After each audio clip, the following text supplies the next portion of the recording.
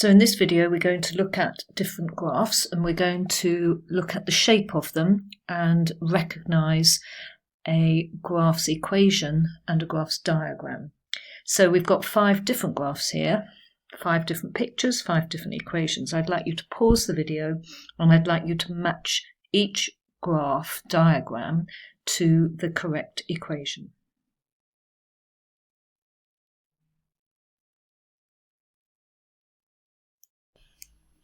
So the first graph that we have on the left-hand side, this one here, is a linear graph. It's a straight line, and it's the graph y equals 9x. The graph on the right-hand side is a quadratic. It is y equals x squared. The graph at the bottom in the middle is a cubic, and that is y equals x cubed. The graph at the top is what we call a reciprocal graph, and that is the graph y equals 1 over x. And that leaves our exponential graph, which is in the bottom left-hand corner, and that is y equals 2 to the power x. You should be able to recognise these graphs, and we're going to look at each 5 types in a little bit more detail.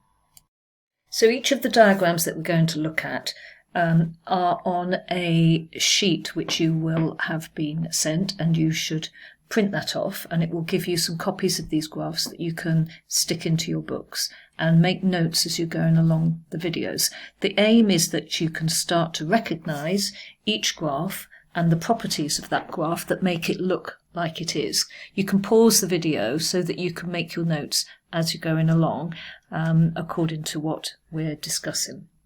So we're going to start with linear graphs. The title in your book should be Recognising Graphs, and then your subtitle can be Linear Graphs. They're all straight lines. There are 4 different graphs at the bottom, the equations of the graph, and I'd like you to match the 4 equations at the bottom of the page to each of the graphs. And this should be something that you should find pretty straightforward. So the 2 straight lines on the left in the left-hand diagram, they both go through the point 0, 0. They are the graphs y equals 2x and y equals 3x. The gradients are the coefficient of the x's, so y equals 2x is going to be the red line, and y equals 3x is going to be the blue line. The graph on the right-hand side, we've got 2 different graphs. One is sloping with a positive slope. The red line is going through the y-intercept of 1, so that is the graph y equals 3x plus 1. And the blue graph has got a negative gradient, it's sloping downwards, its y-intercept is 3, and that is y equals 3 minus x. So you should be able to recognise those different linear graphs. These 2 graphs are quadratics. They have 1 turning point, they're nice and symmetrical, and again I'd like you to make a note of which difference is which and match the correct equation to the correct graph. The graph on the left has got a positive value of x squared because it's a smiley, happy faced quadratic, and that is y equals 3x squared. The one on the right hand side is an upside down unsmiley face. It's a negative quadratic, and so it is y equals 1 minus x squared. You can also note the fact that the graph on the left hand side, there is no number term, it's just y equals 3x squared, and it goes through the point 0, 0. Whereas on the right hand side there is a number term which is 1, and this graph cuts through the y-axis at the point 1.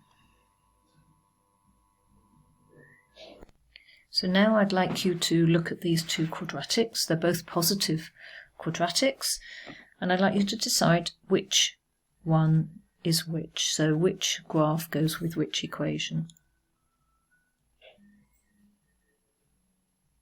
Hopefully you have recognized that the graph on the left is y equals x squared minus x minus 2, and the graph on the right is y equals x squared minus 4x plus 3. Now, there are two different very good reasons why this is the case and why these graphs match these equations. The first is that we're going to look at the number term. So on the left-hand graph we have minus 2, and that matches with the y-intercept. There's a good reason why this is the case. We know that on the y-intercept the x value must be 0. Any point on the y-axis has an x-coordinate of 0, and when x equals 0, then y equals 0 squared, which is 0, take away 0, take away 2, and that's negative 2. On the right hand side, in that graph, we have a number term of 3. Again, we're going to look at the y-intercept, which is 3. And when x equals 0, which it is on the y-axis, then y is 0 squared, which is 0, take away 4 zeros, which is 0, plus 3, and so we have a y value of 3. So put in x equals 0 into our equation gives us our y-intercept. So we're also going to look at where the graph cuts the x-axis, and the x-axis is the same as the line y equals 0. So what we can do is we can replace the y with a 0 and create an equation that we can solve, a nice quadratic equation. We can factorize the right hand side. Our two brackets are x minus 2 and x plus 1. And we know that if we have two brackets multiplied together to make 0, that one bracket or the other must be 0. So x take away 2 must be 0, or x plus 1 must be 0. And these two equations give us the answers of x equals 2 or x equals negative 1. And that matches these 2 points where the graph cuts the x-axis. So I'd like you to pause the video and to look at the right-hand graph and do exactly the same to confirm where that graph cuts the x-axis.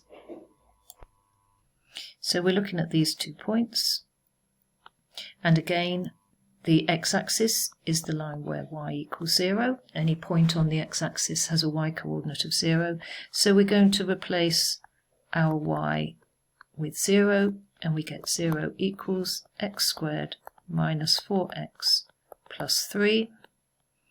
Again, we can factorize the right hand side, and we get x minus 3 and x minus 1, and so we know that x take away 3 must be 0, or x take away 1 must be 0, and so x equals 3 or x equals 1, and that matches the 2 points where our lovely curve cuts the x-axis.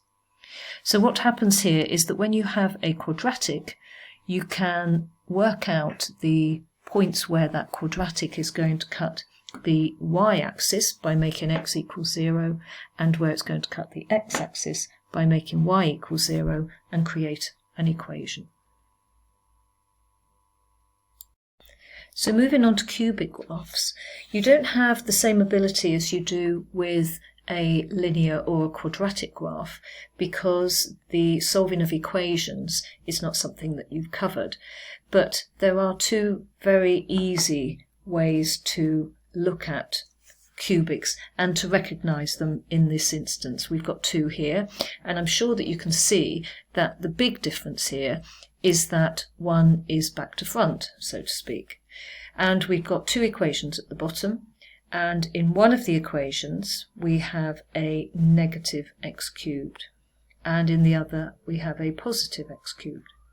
Now, even though we've got x squared terms and x terms and number terms, the x cubed term is the dominant cube, and is the dominant term, and that's what gives the shape of the graph. So have a look at these and decide which graph goes with which diagram. Now, one of the graphs that we looked at the beginning on the first page of this video was y equals x cubed. And we looked at it and knew that it had this sort of shape. So the diagram on the left has got to have a positive x cubed. So we can say with certain that that graph is going to be the y equals x cubed minus 3x squared plus 2x plus 1. And the graph on the right is the one with the negative x cubed, because it's looking slightly back to front, and instead of coming up from the left and going out at the top right hand corner, it comes down from the left and goes out in the bottom right hand corner.